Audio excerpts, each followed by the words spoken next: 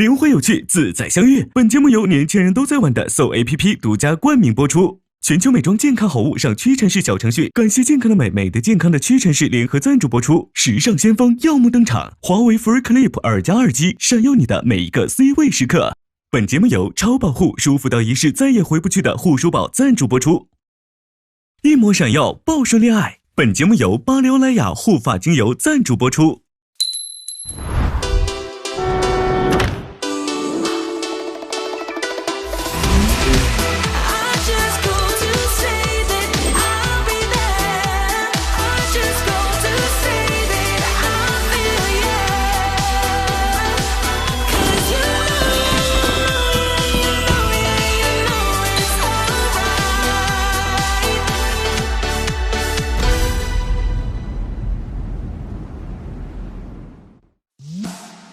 这次见面，4位男士全部蒙着眼睛，女士可以向他们提出问题进行交流，交流过之后呢，就可以把手中的糖交给其中的某一位。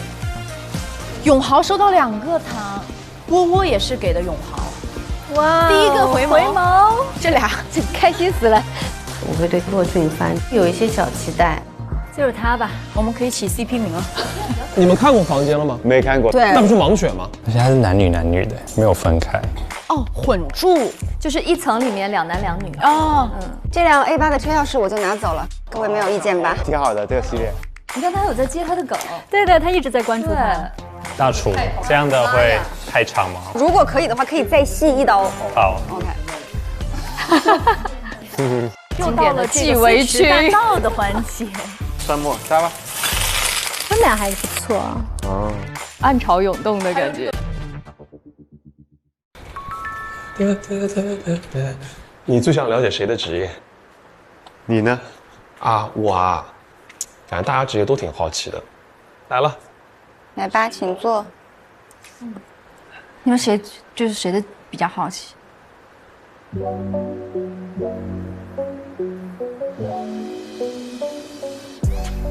不知道他的这个职业是什么，但我感觉他应该跟我是一个圈子里的人。只是一直很好奇，我很想去多了解他，也再看看是不是有更多生活上有重叠的部分。其实我对他的一些经历比较好奇，觉得这个人会有更多的惊喜吧。我们可以先猜，可以的，可以的，可以。我现在开始思考这个世界上有什么职业了，你知道吧？就这个世界上有职业。那我们从谁开始猜？可以从你那边啊。我猜是猜我还是我开始猜？这是猜你，猜我的职业是吗？哦，大家开始吧，来吧。关键要素8点半上班。我觉得是跟煮饭有相关的。什么鬼？就是美食博主或者是。但是8点半就去煮饭，好像没必要。对哦，好可爱。我觉得像幼师。我觉得老师真的像。对，幼师有点像，对。跟教学相关。大学辅导员。哦，我这么有文学气质吗？对，看起来很有爱心的感觉，很有耐心。我也觉得有老师的感觉。就现在都是老师相关，然后是做菜相关的。我现在有点后悔了。我明白，做菜的老师嘛，你可以结合的，做菜的老师。做菜老师。我先揭晓。好的，我来揭晓。好 ，OK， 开始了。好。救命啊！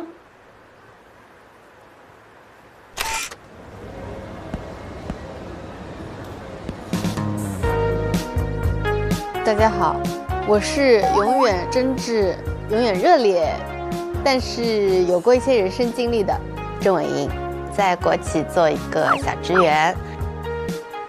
办公室文员如果说快乐是金钱的话，我可能是世界首富吧。快乐能给我带来源源不断的力量，很有感染力。想怎么介绍？叫我公主殿下。不好意思。我记住了。救命！我是一个搭进搭出的人，想法其实很容易跳跃，时而这样，时而那样。然后我也特别容易去遗忘一些开心的事情，遗忘对我来说，它更像是一个褒义词。我脑海里的成就是有一个女强人的形象，就是那种雷厉风行、杀伐果断，非常明白自己要做什么。如果我能成为那样也不错。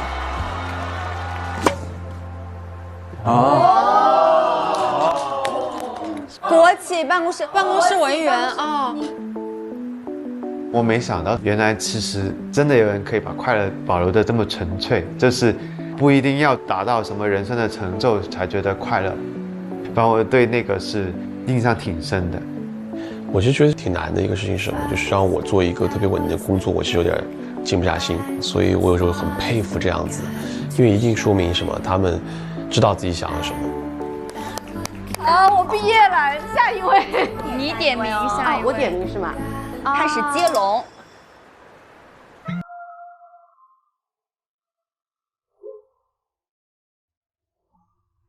那肯定是宝藏男孩，我豪哥。那我想看永豪的。永豪。看永豪的。我也想看。我没想到是卡卡也会 cue 我说，哎，想要看我的职业，因为我跟卡卡就是今天晚上煮饭的时候才聊得比较多，所以那一刻是有点反应不过来。猜一下，猜一下永豪。他是比较自由的职业，对不对？对。摄影师。我可能跟他就是那天我们出去聊的比较多。对，我个人分析哦，他说他那个。我说现在不是很多人线上办公吗？然后他会说他喜欢面对面交流，能面对面就不打电话，能打电话就不语音不文字，容易误会。对，他说容易误会。我还是喜欢这样子语音，对，或是直接聊天，面对面。我觉得他说如果要面对面沟通，可能是老板是他自己项目的 leader。律师吗？但律师不算是自由职业。开餐厅的，对的。煮饭厉害。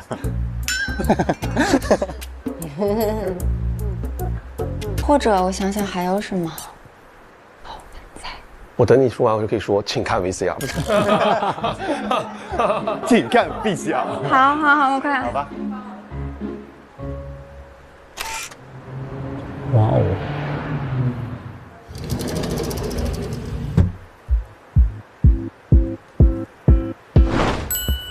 我叫苏永豪，可以叫我收庄。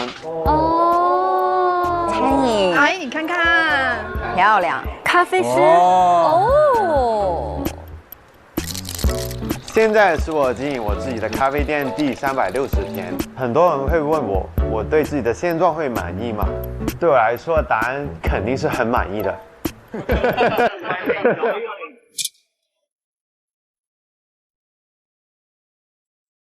我之前在香港科技大学研究生毕业之后，就直接成为一个土木工程师，曾经做过港珠澳大桥人工岛填海的一个项目。我当时泡在海水里面，整个人都是咸咸臭臭的，晒得很黑。哇！咖啡店老板，又是土木工程师。哦，厉害。我自己是一个很坐不住的人，也是个超值1的人。想要去尝试世界上所有未知可能性。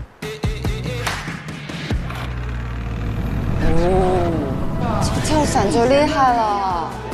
玩一点新的体验，让我自己的人生多点色彩。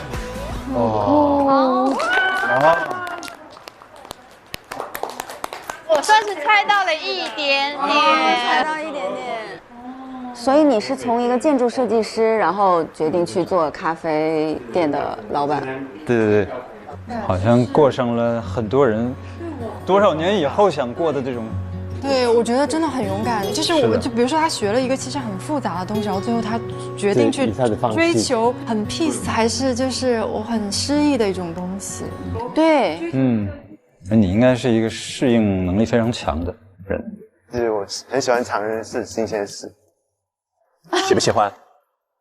看完他了之后，就是工程师的那一块，对我来说是觉得反差挺大的。但是后面做咖啡的那一块，我觉得其实跟他现在的状态是非常的符合的，就是一个还蛮逍遥、还蛮自洽、蛮自如的一个状态吧。又加分了。在卡卡这儿是不是？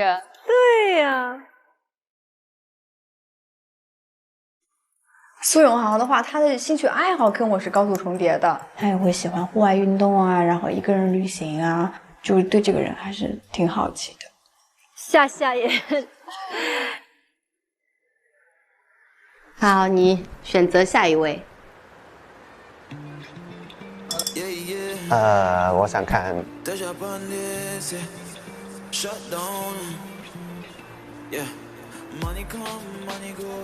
梁田。梁田的。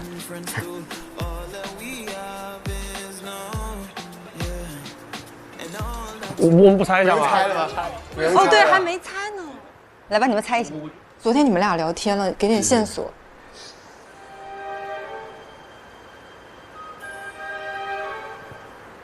他就是说，一直要从自己家里边往上海飞，然后有带过1整个月出差，这应该是一个主管或者是自己老板的东西。好的。上市公司老板。我看起来这么他们完全不认识他吗？所以我们这个节目其实是一个找工作的节目。我想要 offer， 能不能给我 offer？ 有没有上市公司想让我做老板？我去做一做就。你去放吧，我就不说了。我去吧，去吧。好，答案即将揭晓。人生100个心愿清单之，感受风吹来的美好。我去下一个目的地了。清单存在的意义不是实现，而是出发。我比以前认识自己认识的更深刻了。以前我自己会给自己设很多条条框框，那个时候对于自己内心的需求也没有特别明朗。人生仿佛一直很顺遂，活成了很多人羡慕的样子。我顺利考上大学，也找到了自己喜欢的工作，湖南卫视主持人。我是梁田，梁田儿。辞旧迎新又一春。哇哦，太酷了！我见他第一眼，我说是那个梁田吗？还是认出来的。迎新春，江山壮丽，皆得所愿。偶然之间，我看到一句话：人生不是轨道，是旷野。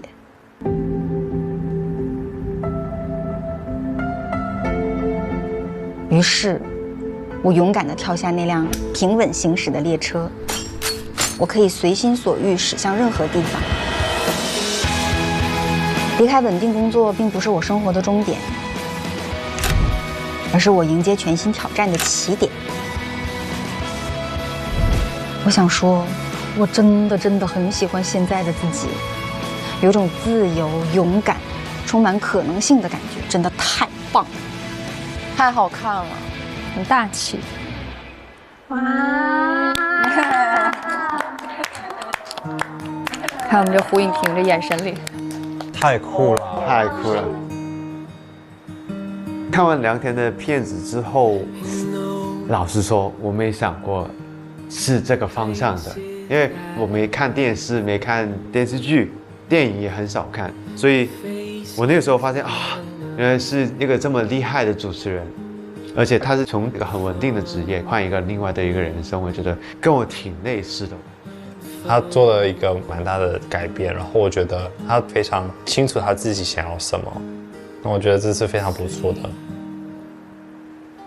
我以前在2012年大学毕业，到湖南卫视工作了11年。哇！然后我是去年离职的。对，我就去年离职。对，去年从台里离职。那其实做出这个决定其实蛮大胆的，因为你的平台很好，对，那是我觉得那对于我来说那是天花板了。到那个位置是很多人都很羡慕的位置，很羡慕的位置。因为这样，所以他这个才更难大的。对，真的很大的。这个时候采访一下，就是那是一个什么样的契机呢？没有契机，我觉得也是一段时间，就是我自己一直在思考，在纠结。自己觉得我好像想要更多可能性了，就是我在我这个单向行驶的轨道上面，也不是说一眼望到头吧，我就是觉得我好像被困住了，然后上不去了或怎么样的。就有一种我想试试别的，因为人生就是来体验的。然后我离开非常稳定的地方，然后去拥抱很多未知。我想靠自己的双脚走出我自己的那条轨道，而不是在别人搭设好的既定的轨道里。哇。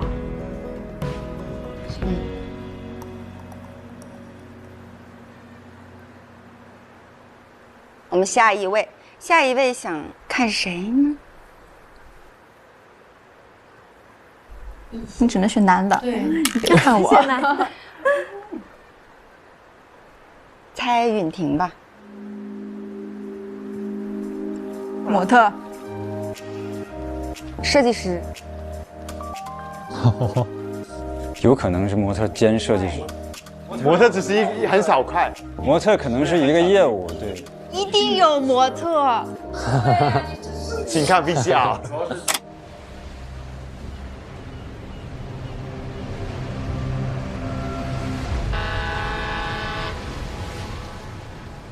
我叫胡允婷，英文名字是 Callum。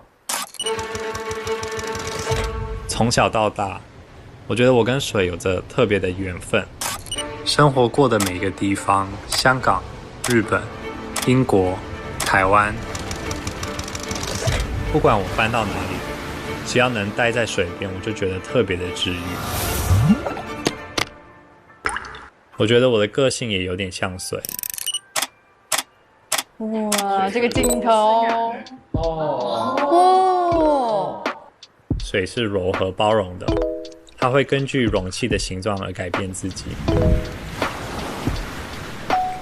我也有点这样，总是会适应周边的环境，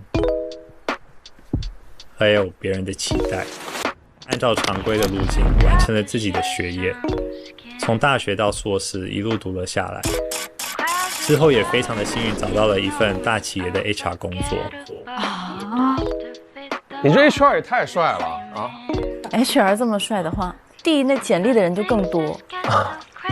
每天做着差不多的事情，走到办公室里，我总会问自己：难道我这辈子都要看着一样的这4面墙 ？Stop。水其实也是可以很多变的。我决定为自己平静的生活制造一些风浪。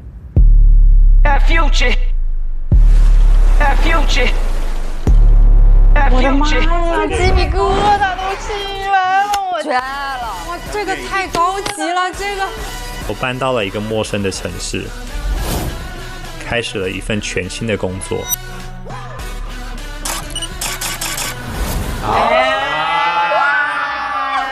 被我们猜中了，这不是模特谁信呐？这谁信？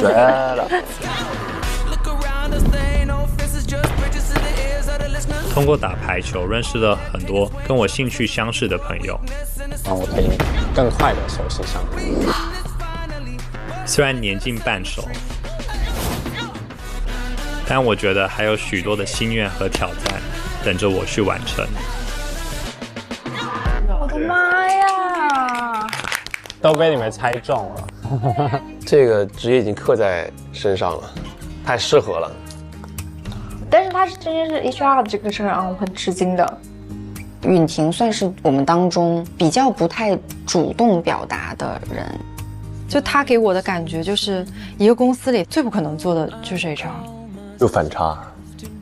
HR 做了多长时间 ？HR 的工作就是做了2年半多，后来感觉之前的工作非常的规律，所以就想说大胆的去换这个跑道试试看，然后刚好在这个时机点就遇到了就模特这个机会。我蛮感谢，就是家人还有老板们都是蛮支持我的。我觉得这很好。好，那下一个就夏夏。好，那你们先猜吧。哇，太难了。夏夏好难猜哦。我觉得他是写文字或者是拍摄的，可以一直去旅游。旅游博主。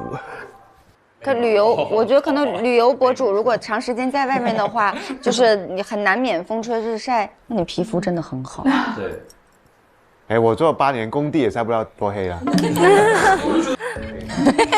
哦，对哦，你好跳跃。我就觉得是旅游博主，就这么定了，我是这么想的。就这个，没有别的了。你像设计师什么的，你有这个转变吗？你有转变。我的转变可能是最大的。最大的。原来是医护人员变成 DJ， 什么？哎呀，不是，那没有。哦，好难猜。看吧，看吧。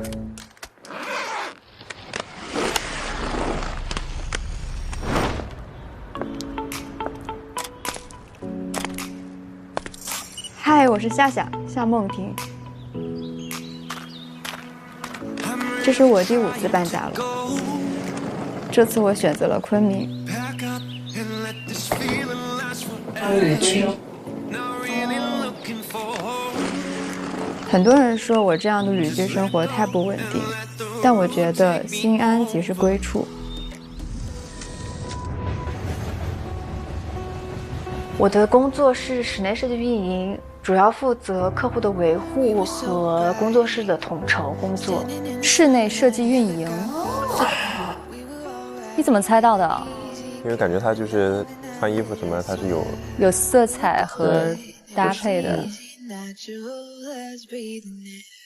平常喜欢画画、倒腾组装 DIY、逛公园、户外运动，专注每一口呼吸和脚底下的每一步。徒步就是陪自己好好走一段路。花会沿路盛开，以后的路也是。我觉得人生不设限吧。如果你做出坚定的选择，非常勇敢地走出那一步，我相信是可以得到自己想要的生活的答案的。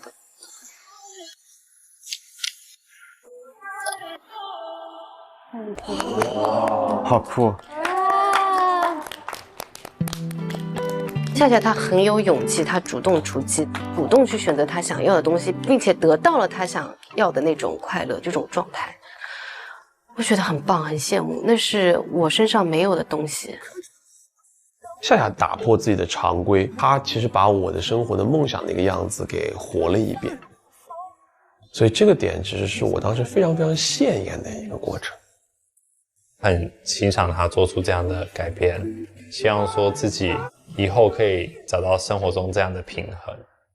所以他现在就是旅行各地，然后旅居，那怎么赚钱啊？他可以线上工作。我其实就是归零了，然后就是选择了一个自己觉得更舒适的生活方式吧，就是很洒脱的感觉。是啊。就是总要舍弃一些什么才能得到一些什么，有舍才有得嘛。对。到了30多岁这个年纪，你已经积攒了一些东西了，你手里已经有一些东西了，然后你去抛掉，再去选择一些新的，这个就是需要很大勇气。对，是啊，真的好酷啊！这每个人的生活好酷啊。对，生活的不同活法。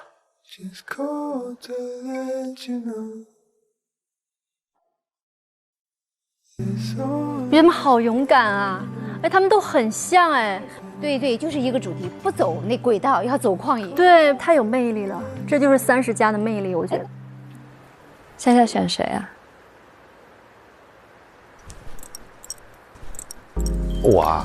我生活没什么特别大的。猜一下。我们俩是一个学校的。我猜你应该是我师弟。师姐，啊，那就肯定是传媒行业相关的了。是在镜头前还是镜头后的？台前台后都做。我觉得广告吧。广告，因为后面可以做规划，也可以在前面拍。啊，有道理啊。有道理。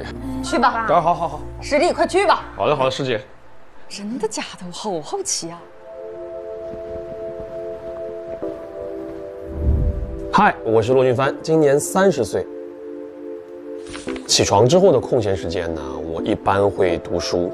读书对我来说，一开始是非常功利性的，但慢慢的呢，其实这个行为就变成一种习惯。哇塞！然后另外一个爱好呢，就是收藏手办了啊。没事的时候呢，其实我经常会看一下我的这些老伙计们，他们每一个收藏的都有自己的小故事。海贼王啊，对我超爱，好羡慕哦。原来会说到你小的时候欠下的债，你长大之后总要还，这些就是我来还我小时候的债。我是一名主播，同时也是一个主播的培训师。主播工作占了我生活当中的80%-90%的时间，所以工作是我的物质基础，同时也是我的负担。其实我生活很像是一个围城，生活的日程几乎被工作全部填满。这时候我开始思考，拿时间换钱，这就是我要的人生吗？未来我期待能找到关于生活、工作和爱情的全新答案。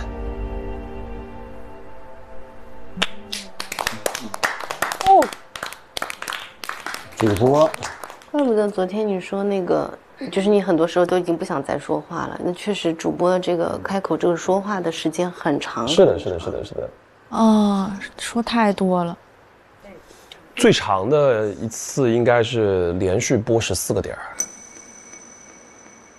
然后平均我们短的就是6个点打底，7个点是正常。然后因为我除了要播还要上课，一天11个小时，就这么不停地说，是一个家常便饭。但这是个新兴行业，特别卷，就特别卷，所以你只能不停地工作。是的。所以就是我很羡艳你们的生活，你们的生活就是我觉得啊特别棒的，但这个圈子我暂时跳不出去。对，大概就这样。理解。你们其实都有一个重大变化，但我可能有好几个重大变化，就是职业我基本上就是换了很多。哦，他也换了。好厉害。开始跟我朋友开一家餐吧，啊，然后呢，大概也是运营1年吧，反正就失败了。然后这个时候就回到杭州，做这个艺考培训。然后再接下来就开始做这个主播，但这个职业我是不是那么的喜欢呢？但是我可以说句实在话，干这个本质原因就是为了钱。那时候其实你原来在北京去追逐梦想的时候，我觉得是浪费了很多时间。这是我25、26岁的时候我25、26岁才第一次找工作，然后就想要把这事情做好，所以现在这些东西其实本质上是为了给自己、给父母一个交代。然后等到我觉得32、33之后，就可以过自己的人生了。大概这是我的想法。呀，他怎么心疼了？我觉得他可能给职场这边压力给到太大了，然后需要一些多一点的喘息的机会吧。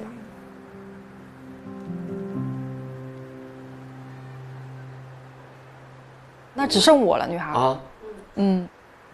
我也很期待。对。我到底干嘛的？反正肯定是职场的这种，我会觉得他工作很稳定而已。我已经变完了。变完了。对。你也变了。对，我是反差感很大。很大的。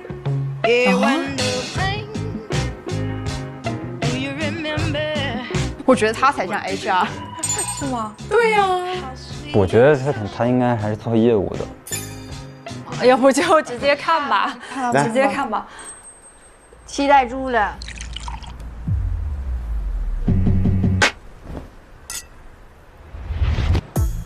我是任嘉碧，今年32岁。目前是在一家私募基金从事2级市场投资研究，是一名研究员。哇塞！我是一个喜欢不断学习、不断探索的一个人。对于很多人来说，30而立，但我却在30岁选择了转行，离开了北京，来到上海，从文化传媒行业转型到金融行业。他也是转行。哦，很难，这个很难，这个事情超难。太牛了！我大概是在25、26岁的时候就有一个非常明确的想法了，然后大概在27、28的时候开始着手做一些准备。转型的过程中可能会经历一个非常漫长、迷茫的等待期。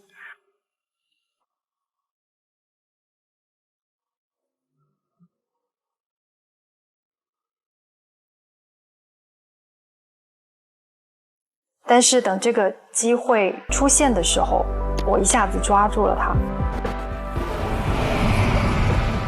金融它打开了我对世界的一个认知，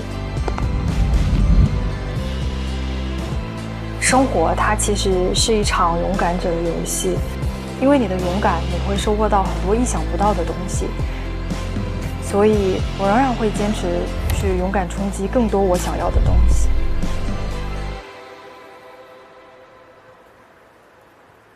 很棒。好帅啊！不是，我觉得你特别厉害的在于你完全转了。我个人觉得对，因为专业性的东西很强，靠自学。对，确实有一段时间，就是学到我现在的包里都有速效救心丸。哇！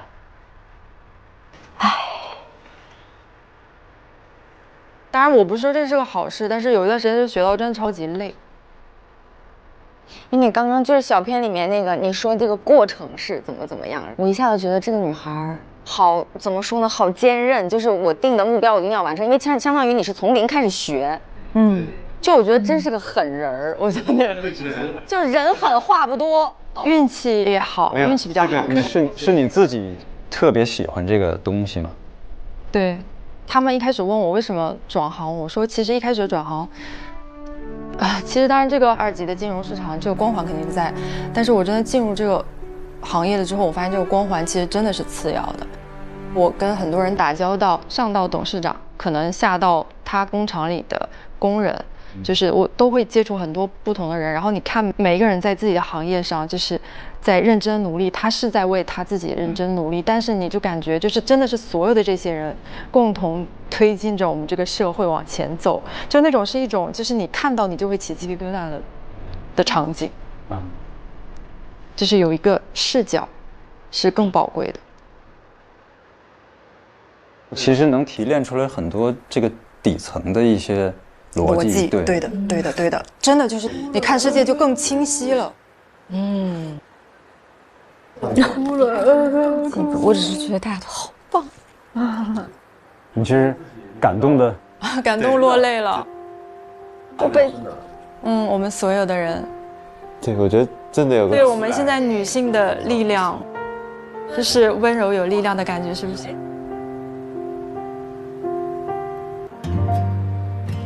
？I'm known by many different names.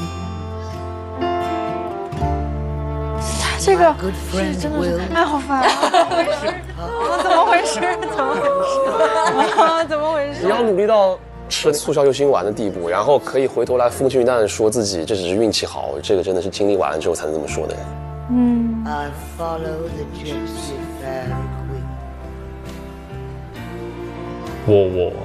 我觉得他第一天看起来比较斯文，可能甚至是害羞的。可是今天看起来他完全没有，他非常的稳重，非常有条理，非常清楚他自己想要什么，然后感觉说他只要有设定什么样的目标，他就一定会让自己达到。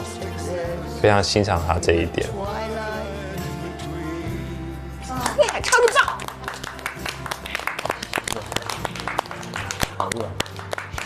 有你这份热爱，做什么做不成。说得好，哎，真的太有力量了。好了，那我 Q 我们现在最后一位压轴出场。哇！我觉得他是事业型的男生，也像，就是一看就比较严谨的职业。对，医生像吗？都是。分析师都是。想不出，你放吧。放吧。来吧，来吧。拭目以待。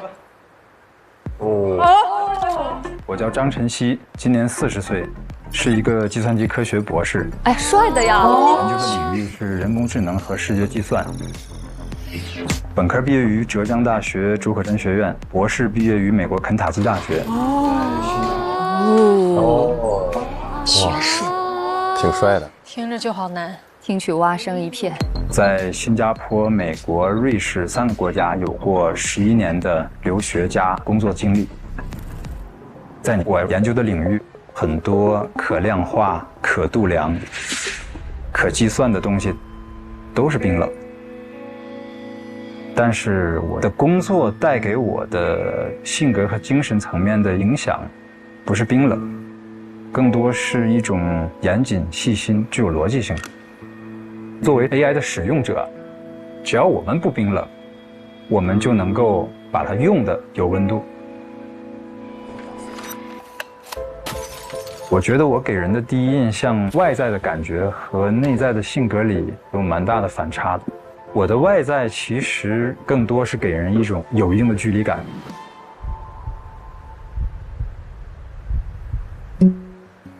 但实际上我的内心里还是一个很有温度的人。因为我的家庭是一个非常温暖的家庭。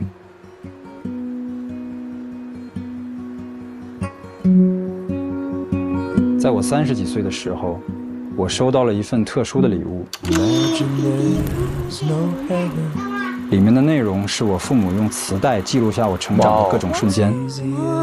我始终相信人与人之间的温度是在传递的。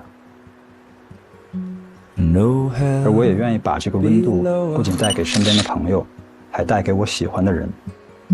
30岁的我在海外漂泊，40岁的我希望有一个安定的生活，离家人近一点，也想有个人能够携手相伴，一起经营好我们的生活。这就是我，张晨曦。我希望一直做一个有温度的人。You may say that I'm a dreamer. 给一个强烈鼓掌，强烈的鼓掌！你看看，共鸣开始了。肃然起敬，要拜，要拜啊！太厉害！职业一公布，真的不一样了。对。刚才你们每个人都有一个蜕变，你不需要了。然后呢，在我这个最后播之前，我都担心我是不是有点拖后腿，没有完全的蜕变。不，我觉得蜕变的话是始终还是对自己的生活里面有不满，但是我觉得你能在同一个道路里面不停的坚持，这个事情其实是很难的。其实我读书读的时间很久，毕业了就30岁了，挺焦虑的。我的同龄人已经起步了嘛，并且在事业上有一定的这个起色了。我呢，那时候还处在一个很未知的状态。读博士挺煎熬的，因为你在做一些东西，可能是别人没做出来的，你做才有意义。然后你也不知道它能不能做出来。然后你做了几年，可能做着发现走不通了，你可能就得换一个 topic。所以说，带给人的那种心理上的那种风险和未知的感觉特别大。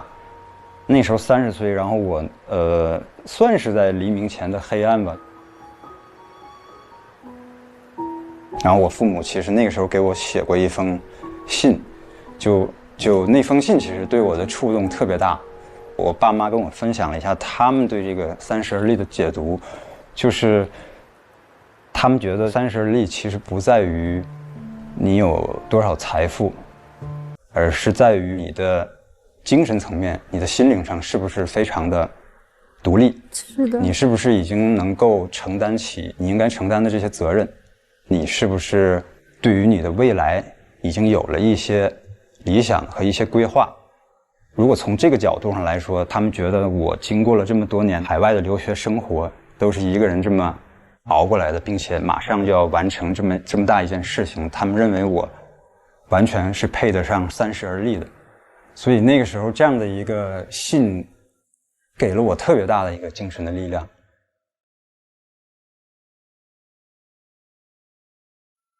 看他父母会给他记录小时候那种录像，就很有爱的一家啊，那父母可真好。然后我就博士就毕业了，跟很多我的这个同行比，我觉得我还远远不够优秀，因为我周边那个优秀的人真的是太多了，尤其是像这种 AI 行业、高科技行业，人才真的是很扎堆儿，所以我一直从小到大的压力都特别大。然后我在硅谷工作了几年，做的是图像处理方面的一些研发，跟女生的这个很相关，是做很多美颜的这种技术，我都做过。后来回国以后，我换了一个 AI 的赛道，我是去做了几年自动驾驶。自动驾驶好酷，是我做过的最难做的技术项目，也确实是取得了一些成就。直到最近这1-2年，其实我反倒是越来越清楚自己有什么样的性格特点吧，然后想成为一个什么样的人。我希望我的人生不只做一件事情，我希望我堆叠起来各种各样的不同的技能，每一样我都以最高的标准来逼自己。好棒啊！我觉得大家都在各自的领域清醒又闪闪发光。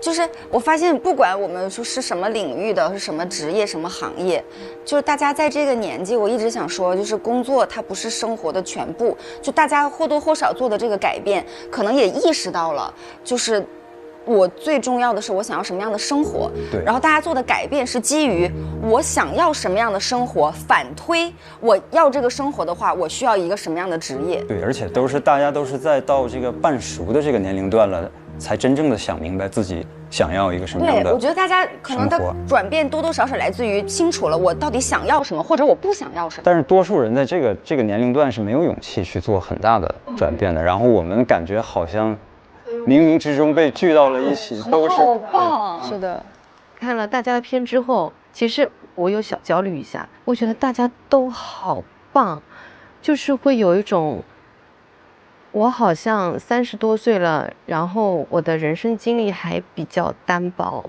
大家都是有一种很高质的感觉，然后可能我像个空心人一样，我就是天天傻乐。说实话，我就是没有勇气做转变的那个人。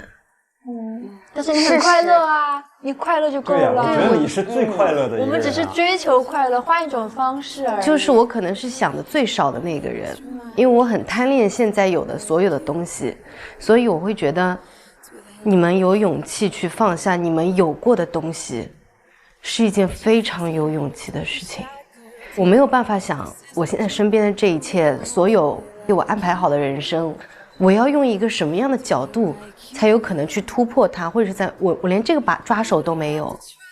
其实我觉得不一定每个人都一定需要这一个阶段。比如说你真的人生你一开始就走在了应该走的路上，那就我明白你说的。只要你是享受当下，你觉得舒服就好。我们只是在不停的折腾。对，因为你的快乐是知足，但很多时候快乐约等于欲望。很多人他其实很痛苦的原因就是他不会管理自己的欲望。其实我有时候就是这样子，想要的东西非常非常多，欲望很大的时候，反而你会非常非常的痛苦，因为有些东西你舍不掉，但你还想要更多，这个事情其实是很痛苦的。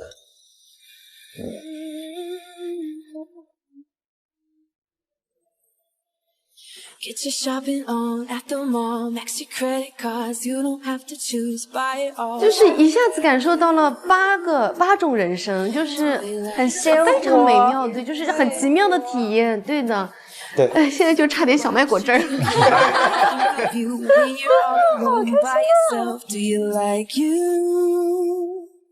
Do you like 是都是五颜六色的，是五颜六色。我以为自己的经历很独特了，但我发现每个人都是独特的、独一无二的，并且勇敢的。就感叹这个世界上有这么多勇敢的人、优秀的人、美好的人，而大家年纪还差不多，是吧？还有可能收获一份爱情吗？附加。这一趴讨论质量好高呀，冲击太大了。哇塞，第一集就话题高度就已经到这里了吗？但是我觉得抛开话题，就是反正给我个人感受最大的是，这些人虽然初见，但是非常真诚。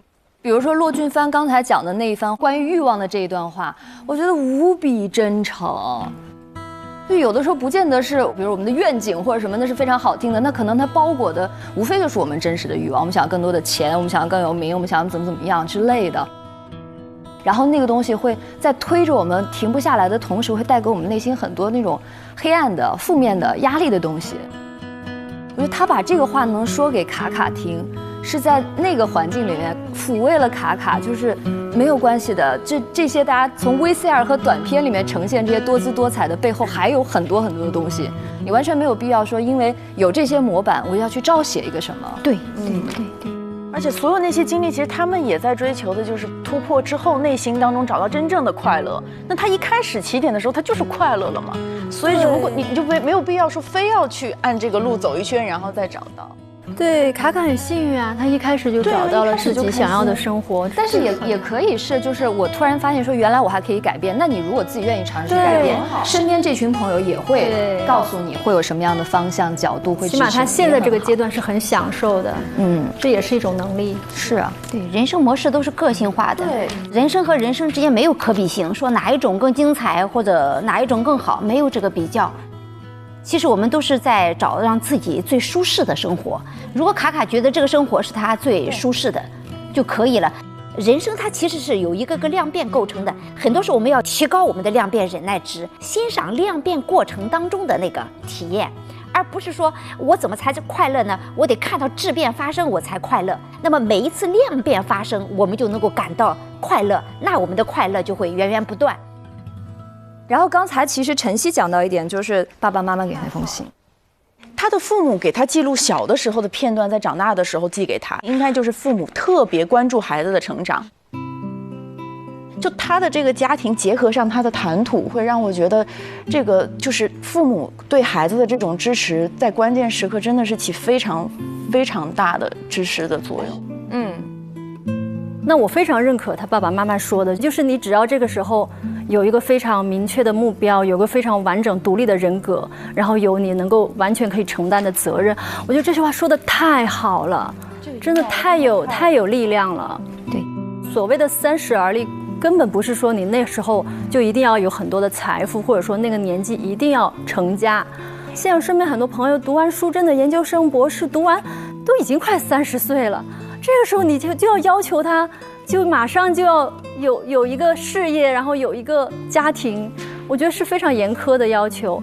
但他的父母是这样的一种教育方式，我觉得好羡慕，而且我觉得好适合，就是推荐给所有的父母。真的是这样，这个时候给孩子、给年轻的力量真的是非常足，底气是非常非常足的。很多朋友就我认为这个对你好，但是还是尊重孩子自我实现的方式吧。这个需要父母对人生有很透彻的了解。他不认为人生是就像我们讲爱情有时钟一样，那么人生也有很多人认为有时钟。我觉得30岁有困惑，其实是被这个我们社会的时钟给绑架了。30而立这个概念对我们的捆绑很大，但它是不科学的。人生的节奏它是不一样的，我们为什么一定要按照同样的节奏去安排自己的人生呢？这是很刻板的。以前我曾经做过一个演讲，就是我们不能要求所有的花在同一天开放，因为这个是太不照顾我们每个人个性化的特点了。所以呢，我们要懂得摆脱这样的社会时钟，能够走出自己的一个人生节奏来就可以了。对，是的。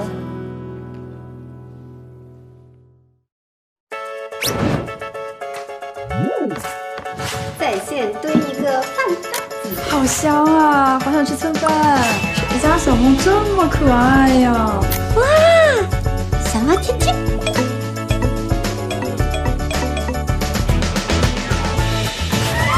一起玩耍，一起八卦，一起同框。上 Soul APP， 遇见懂你的养剧灵魂。好渴，我要出去喝水了。我也想去喝个水。所以明天可以看电影吗？可以吧？明天应该可以了吧？哦，我都忘了，谢谢你。你们孩子给闹了。哇，我对你的这个学历真的很意外。真的吗？很意外。你看看，你看看，追着聊了吧？是的，喜欢他的职业，加分了。哇 ，AI 啊！我的天呐 ，AI！我是那个里面不好好学习的那个。离谱。但我昨天大概有点感觉到你可能是做金融相关的，因为我感觉你有点那个劲儿。那个劲儿？什么劲儿？他说他感觉到我可能是金融行业的，他说那个劲儿，那我是真没想到，那个劲儿，那个劲儿，哎呀，这个东西太好玩了，是这出乎意料的好玩。你自己一个人在那玩，你怎么这么搞笑啊？晨曦陪他玩一下。哎呦，他也太可怜了，就我们两个人操作有点困难。对。哎，哎，哎。哎，哎，哎，哎，哎，哎，整理自己那边。乌龙。这都江苏上。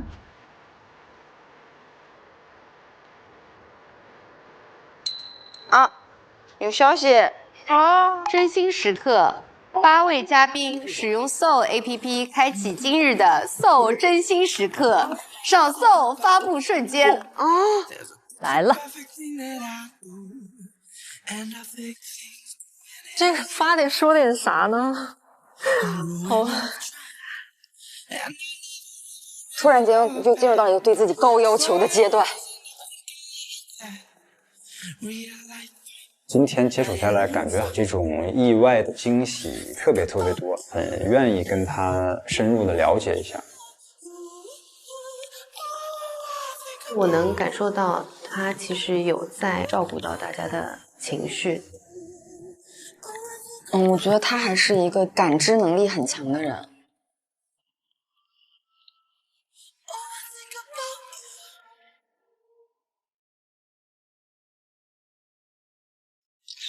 他整个人是比较温和、比较好相处的，所以明天你过去之后就别回来了吧。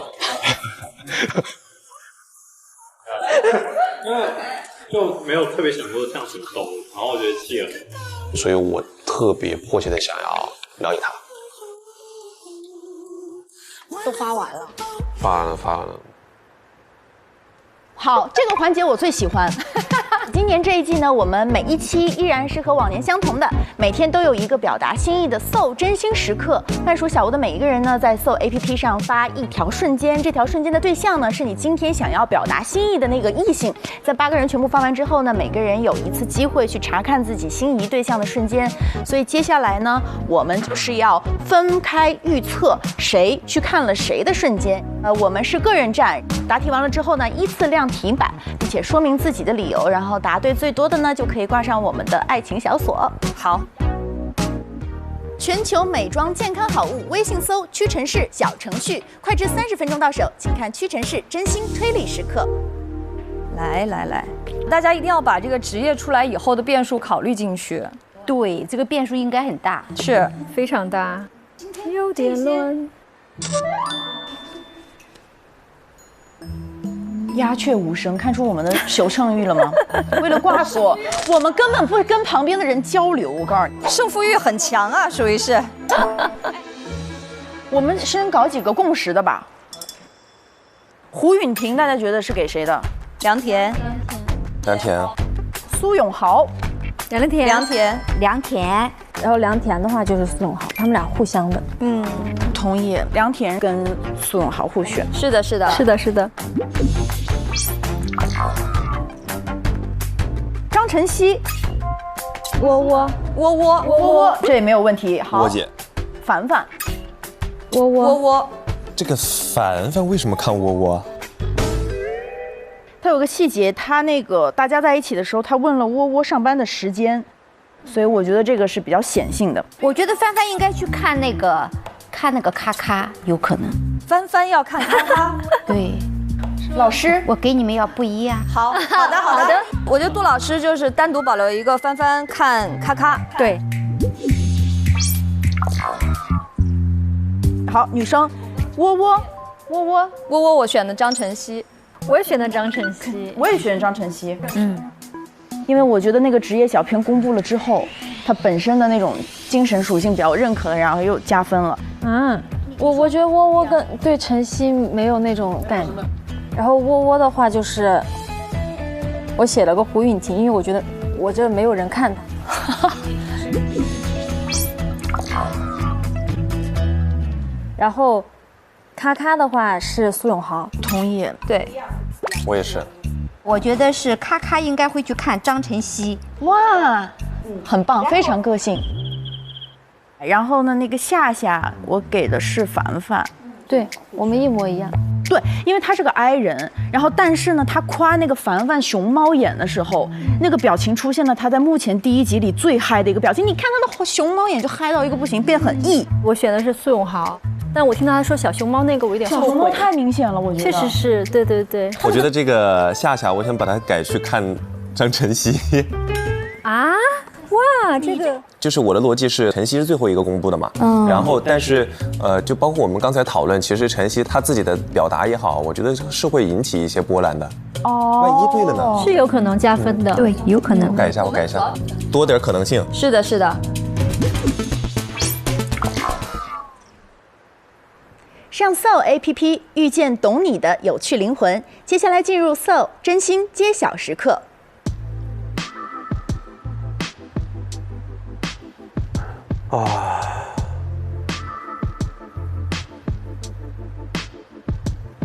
谁先？做饭先嘛，今天你们辛苦啊。女士优先。又是我，好吧。咱就说，咱迈着大步，大步走。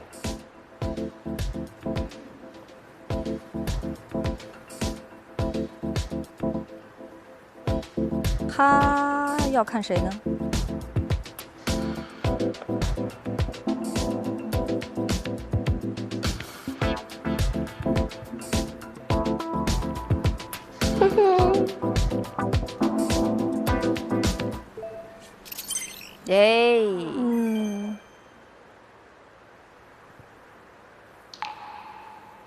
我看的也是苏永豪的，他的经历，然后包括他现在开咖啡厅的这种状态，然后包括他也会弹琴啊，就这些对我来说都是加分项了。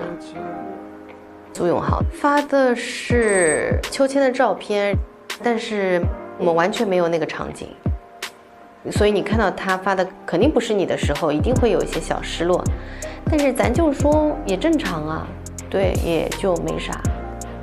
我喊了他。这么快，女生先吧。心态好，他真的很乐观哈。去吧，走，配个 BGM。哦，真的有，哇塞！第一声出来，我以为是。我也以为，不好意思。可爱的。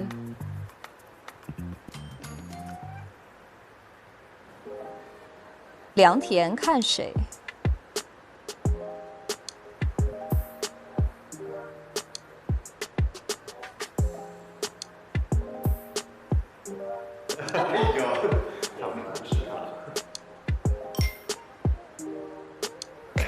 看这么久，要看那么久吗？良田冷静，良田。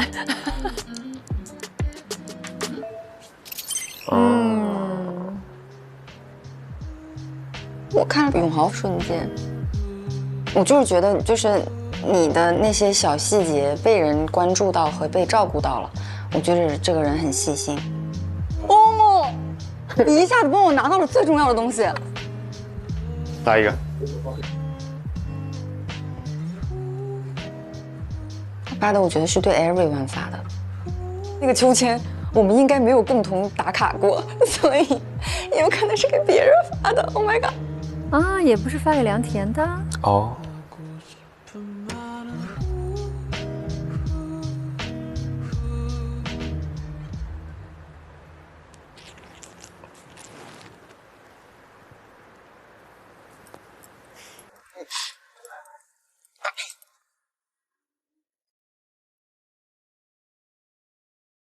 卡卡的印象不错的，因为她是一个很大大咧咧的那种女生。聊天比较爽快，比较随性，然后我觉得跟她相处应该会挺舒服。选的是良田。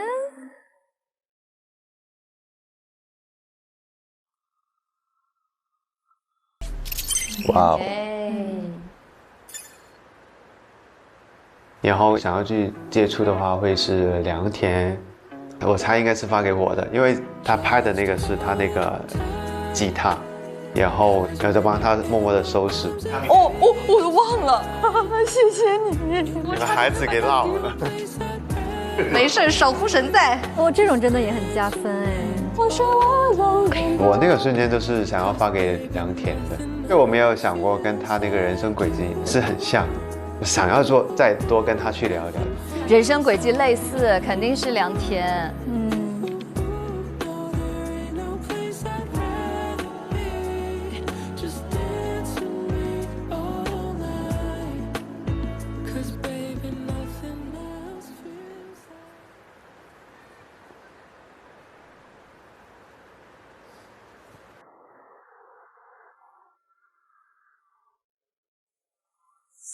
他是看谁来着？卡卡，比较斯文。我是稳重成熟的，夏夏就是蛮细心的。良田，他是非常活泼。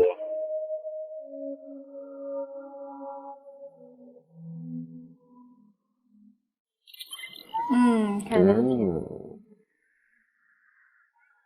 我目前会觉得良田是我最想要多认识的女生，就是我觉得我是比较慢熟的，在进入新的环境的时候会先多观察。然后她第一天坐在离我最远的地方，所以我们一起讨论的机会不多。可是今天来小屋看到她互动下来，会觉得说她非常健谈，蛮幽默的。其实你看那空调又坏了。你怎么会知道？其实我是那个技修学校毕业的，学那个机械维修的这种。哇哦！为什么是企鹅？企鹅，超可爱。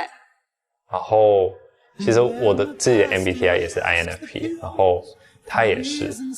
我是 INFP， 我是小蝴蝶。真的假的？我也是。会希望说之后有更多的机会跟他去认识。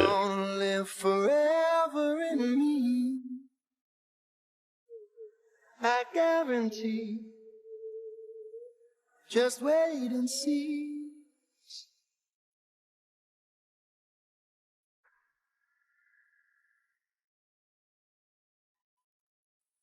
每个人的反应都有趣。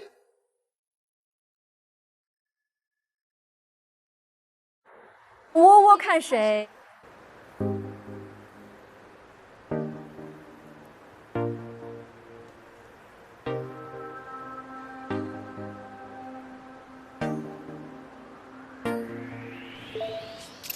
啊，真是看晨曦。其实我昨天在我们在一起的时候，当时跟我可能有点不在一个信号频道上边，我就没有跟他有眼神上的交流。但是其实我一直说，我可能最关注的就是一个人他的整个的成长历程。今天的这个小片看过了之后，我觉得他比我的想象，他的想法要丰富一些。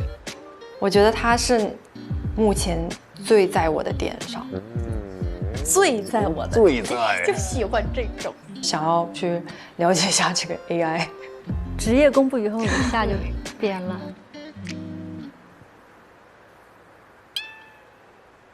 当时看完我是有点懵，我不知道他在说什么。就是对你说的吗？这傻丫头啊，这么纠结吗？没有，我本来没反应过来。我猜他应该能够 get 到这个是说的是他吧，因为我跟他那个后来有交流过，我说你身上有一股那个劲儿，我就感觉你有可能是从事金融行业的。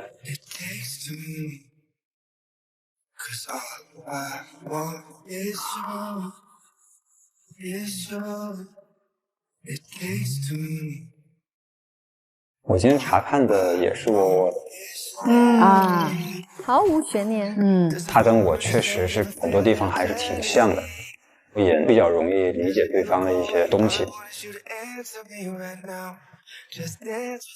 所以我选择了他。他俩是可以对上的。哎呦，这个默契。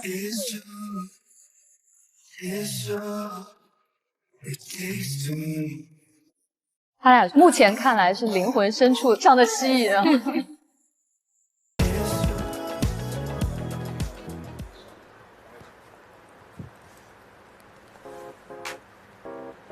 凡凡看谁啊？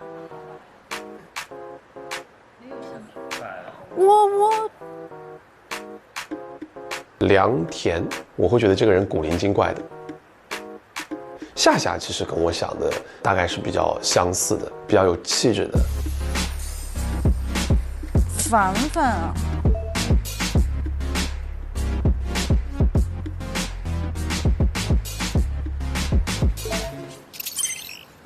我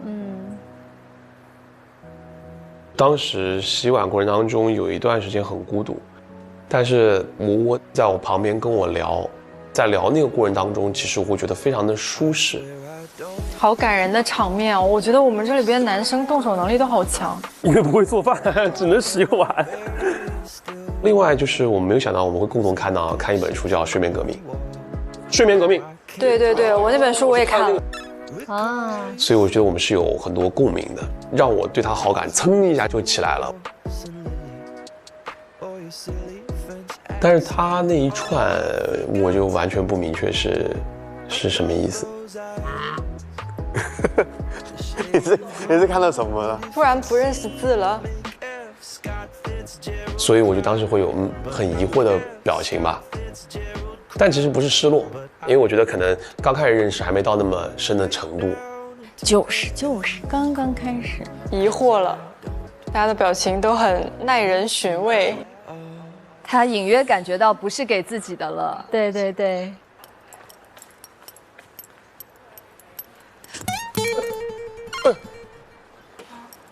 好的，我没事。我大概有2个想要去更多了解的男生。俊帆的话，我会觉得他是一个比较温柔体贴的男生。苏永豪的话，他的兴趣爱好跟我是高度重叠的。然后他们2个，我当时很纠结，不知道到底应该怎么选，所以谁？哟，紧张了。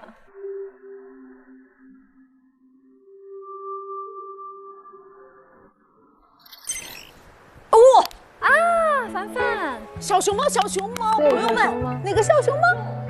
我就选了俊帆，因为我们今天互动比较多。你这个动物真的很可爱。我超级喜欢熊猫，我天天看熊猫吃竹子。我天天看小熊猫吃苹果，一个意思。这种相处会让我觉得很舒服吧。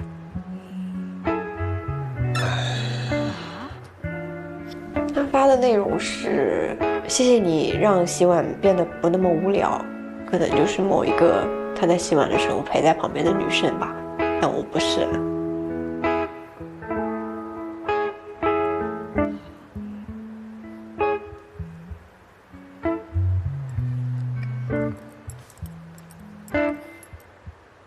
哇塞啊！Put your head on my shoulder, hold me in your arms, 突然就变得很深思了。 baby. Squeeze me oh so tight. 对，整个气氛就拉回来了。对。 That you love me too.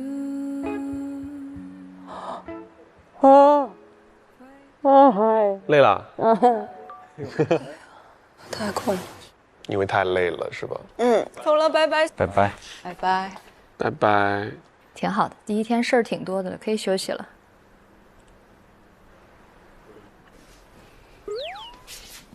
哎呦哎呦，哎呀，好累啊！终于可以放松一下了。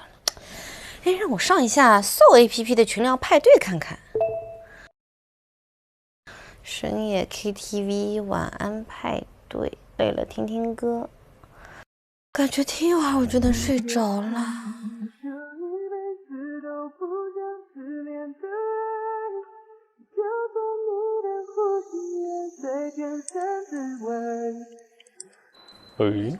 有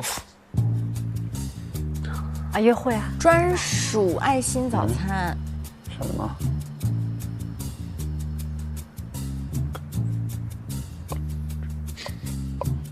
哦。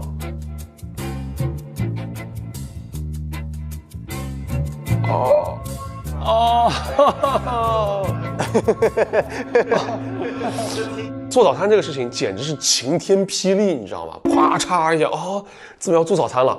其实来之前啊，我就想过一个事儿，我说我一定不要起来给女嘉宾做早餐，我说那样太刻意了。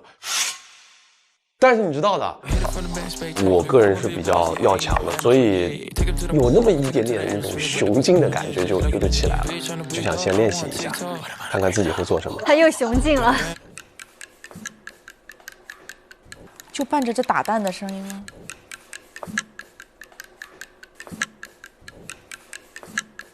我们一收到这个任务的时候，大家都懵住了，都不知道可以做什么，就刷了一下网上，看有什么，可会找到什么样的灵感。没有灵感。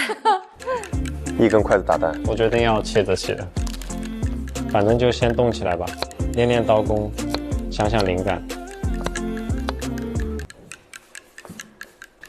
感觉我做的菜是要能放，就不能是热的，因为不知道他们什么时候会来吃。因为我自己本身确实不是那么擅长做这个事情，而且我从来也不会给自己做早餐，我应该是竞争不过他们几个，我都不知道我能练什么。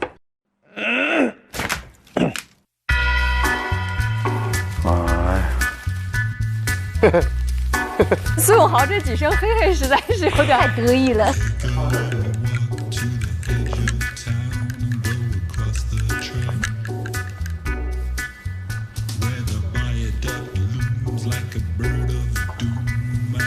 那三个绞尽脑汁，这个在这儿，哎呀，吃点零食。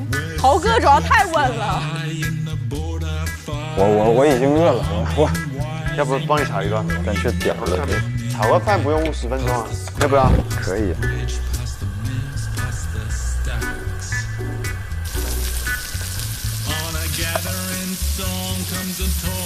真的忍不住会多看几眼，这瞬间压力好大。天啊！是真的不会做饭的，香啊！哇，真的好香啊！香啊！做什么？怎么办啊？我也没有，我也是。你平时自己做吗？应该不做吧？很少。我自己都是做，比如说冲麦片啊，那个牛奶什么，然后这个煮个鸡蛋，煮馄饨、煮饺子，或者煮个面，你们也可以煮个面。做个牛肉面，牛肉面牛肉怎么？我感觉是很难。完了。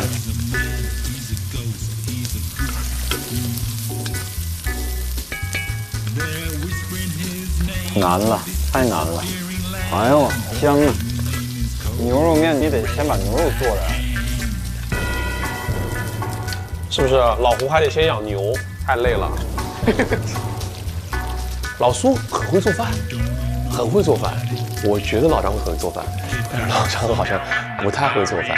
我也很久没有做过饭了，万一我做的不好吃，万一把肚子吃坏了，那该怎么办？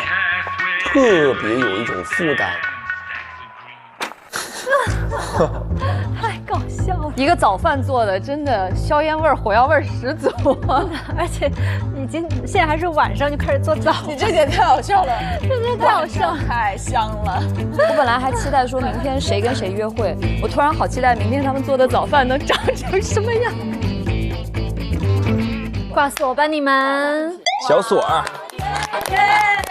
恭喜全天了！恭喜恭喜！哇！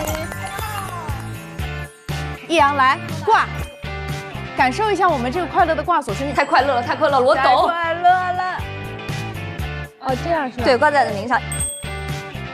易阳，麻烦你帮我也挂一下吧。易阳老师，你也帮我挂一下吧。对，其他的老师没有了是吧？是的。来吧，你们希望明天约会的对象都有谁？想看哪几对的约会？我想看永豪和梁田，我也想看，还有晨曦和那个窝窝。哎，我也想看。我想看允婷，允婷和梁田，随便跟谁。为什么呢？因为我觉得他很可爱，为什么女生对他没有兴趣啊？就是很呆萌，很可爱。人多的时候他话会很少，但是两个人一起相处的时候，我觉得会有更多可爱的面，或者是有魅力的面会激发出来嘛。如果是我的话，我会特别想去了解。其实是有的，他的那个魅力。所以我也比较好奇，夏夏后面有没有换到永豪，因为其实他纠结了嘛，这两个人。对，他其实是职业公布之后，他是有动摇的。对。而且我们一定要告诉大家，就是这只是第一天的碰面，第一天入住小屋，第一天的一个晚餐，他们之间其实并没有锁死。而且我觉得作为半熟恋人，我们始终是鼓励大家能够更多的去接触，获得更多的信息，然后再来慢慢的确定自己的心意。感情就在路上，一切不用那么着急。灵魂有趣，自在相遇。本节目由年轻人都在玩的 Soul APP 独家冠名播出。全球美妆健康好物上屈臣氏小程序，感谢健康的美，美的健康的屈臣氏联合赞助播出。朋友们，让我们一起期待下一期的早晨约会吧，拜拜。这也太丰盛了吧！我喜欢那个，我是认住这份套餐了，这是我的天选，都想要那一份。哦，怎么总是你 ？Hello， 哎 ，Hello，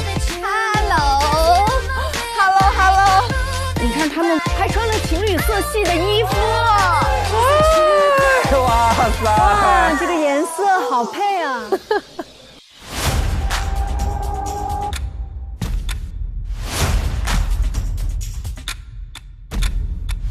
啊，这么快？谁来？哎，新的人。啊！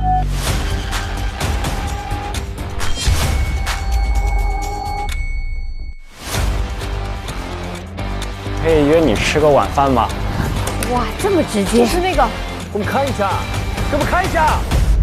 本次约会为开放式约会。两个男生去找一个女生怎么办？哇，直接修罗场。如果说我们三个人喜欢的都是一样的人，我是一定不会让的。让个啥？我这个年龄让不了了。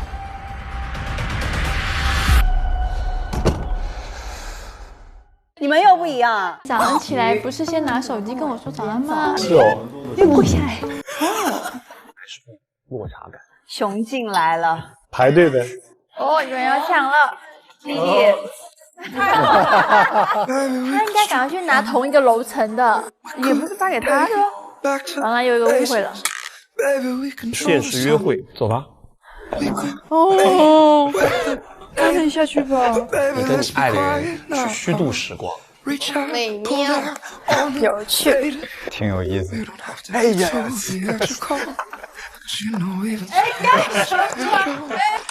不要太搞笑好吗？这位，人学坏知识很快。一半就是爱人。小蝴蝶，是的。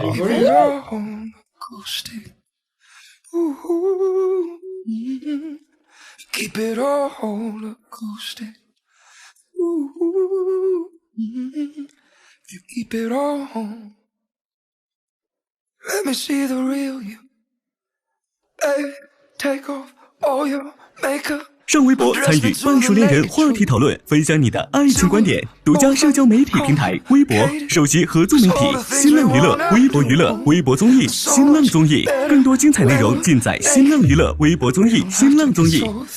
腾讯视频 TV 版提供 TV 同步播出，大屏观看更畅快。搜索半数4参与早鸟活动，会员限时特惠更享抢先菜单。搜索半数4会员限时特惠 SYP 更可享高甜花絮等。腾讯视频 Job 卡年轻人的专属会员，随心看去现场抢先测秀中办。超多权益，惊喜不断，邀你一起体验。关注腾讯视频 SYP 微信公众号，获取更多追剧资讯，领取专属优惠。现在开通 SYP 即可享受内容抢先看、大屏观影等特权。内容上新新浪新闻客户端搜半熟恋人，看节目更多精彩内容。下载有态度的网易新闻，看更多精彩短视频。百度搜索半熟恋人，精彩内容尽在百度百科，百度一下你就知道。上百度 APP 看百度热搜 ，get 更多热点内容。上搜 APP 遇见懂你的有趣灵魂。感谢年轻人都在玩的搜 APP 对本节目的大力支持。感谢独家中文百科合作平台百度百科。感谢合作伙伴腾讯新闻、腾讯娱乐、新浪新闻、百度 APP、网易新闻、丽丽城传媒。